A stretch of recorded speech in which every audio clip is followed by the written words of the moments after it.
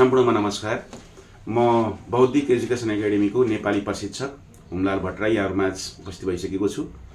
अब म खास गरी नेपाली सेना सैन्य पदका निम्ति लिखित परीक्षामा आवश्यक पर्ने 3 पूर्णाङ्क काल परिवर्तन भन्ने एउटा शीर्षक आउँछ र त्यो मध्ये आज म सामान्य भूतकालका बारेमा यहाँहरुमाझ केही कुरा जानकारी गराउन गइरहेको छु। र विद्यार्थी भाइबहिनीहरु, हामी सामान्य भूतकाल भन्नाले के बुझ्नुपर्छ भने कुनै पनि काम बितेको सामान्य समयमा भएको भन्ने कुरा हामीले बुझ्नुपर्ने हुन्छ। कुनै पनि काम बितेको समयमा भयो भन्ने कुरा हामीले बुझ्छौं र खास गरी यसमा के हुन्छ भन्दा कुनै पनि क्रियामा कुनै पनि वाक्यमा समय सूचक भनेको क्रियापद नै हुन्छ, अन्य शब्दले समय बताउने कुरा होइन।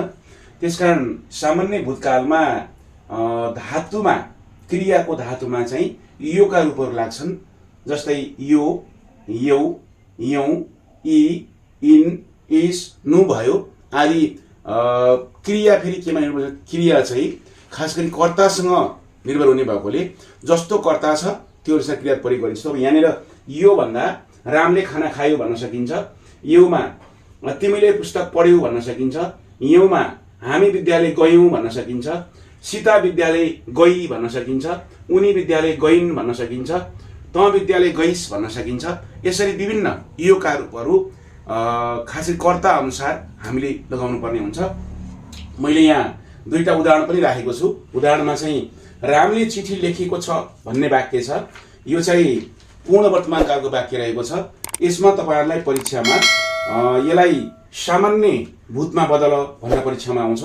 तपाईहरु यसमा लेखेको छ भन्दैमा कतै आत्तिन जरुरी छैन।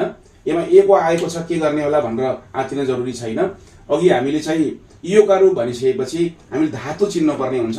मैले धातु यहाँ लेखेको छु। लेखेको छमा लेख धातु हो। लेख धातुमा चाहिँ यो क्रिया, यो कर्ता चाहिँ राम भएकोले हामीले चाहिँ रामसँग लेख्यो। यहाँ लेखेको छ भन्ने छ। लेखेको छमा चाहिँ अनादरवाची क्रियापदको प्रयोग भएको छ। त्यसकारण हामीले अनादरवाचीमै बदल्नु पर्ने हुन्छ। बदल्ने बेलामा आदर, काल, लिङ्ग, वचन सबै हामीले एउटै मिलाउनु पर्ने हुन्छ। त्यसलाई बदल्न फेरि हामी सक्दैनौँ। त्यसकारण चाहिँ यो अनादरमा रामले चिठी लेखेको छ अनादरमा भएकोले रामले चिठी लेख्यो गाउनु पर्ने हुन्छ। हामीले चिन्नु पर्ने धातु हो लेख हो। लेख प्लस यो लेखे हुन्छ। अब अर्को मैले वाक्य बनाएको छु, सीता बिहानै उठी छे भन्ने छ। यो अभ्यस्त भूतकालको वाक्य रहेको छ। यसमा पनि अनादरकै प्रयोग भएको छ। यसको सीता बिहानै उठी हुन्छ किन भन्दा यसको धातु चाहिँ उठ हो। उठ धातुमा चाहिँ ई प्रत्यय लागिएको छ। मैले यहाँ ई लेखेको थिएँ, ई प्रत्यय लागिएको छ। ई लाउँदाखेरि चाहिँ उठी भन्ने हुन्छ। यसरी हामीले सहज रूपमा काललाई परिवर्तन गर्न सक्छौं। अहिले विद्यार्थी भाइबहिनीहरुमा काल परिवर्तन हाउगुजीको रूपमा आएको छ भने यसलाई त्यो रूपमा नलिन म अनुरोध गर्दछु। एकदमै सामान्य रूपमा यहाँले लिनु भयो भने यो धातु र त्यसमा लगाइने प्रतिहरूको बारेमा यहाँले जान्नु भयो भने सहज रूपमा यहाँले चाहिँ सब पुरा गर्न सक्नुहुनेछ भन्ने पनि मैले यहाँ जानकारी गराउन चाहन्छु। र अब तपाईहरु यदि प्रत्यक्ष रूपमा जोडिन चाहनुहुन्छ भने वीरेन्द्रनगर 7 इतराममा रहेको बौद्धिक एजुकेसन एकाडेमीमा यहाँहरु जोडिनु होला। हामी बिहान 6 बजेदेखि 11 बजेसम्म क्लासहरु लिइरहेका छौं विज्ञ प्रशिक्षकद्वारा। बाँकी म सामान्य वर्तमान र सामान्य भविष्यको कालको चाहिँ अर्को टपिकमा प्रस्तुत गर्नेछु। धन्यवाद।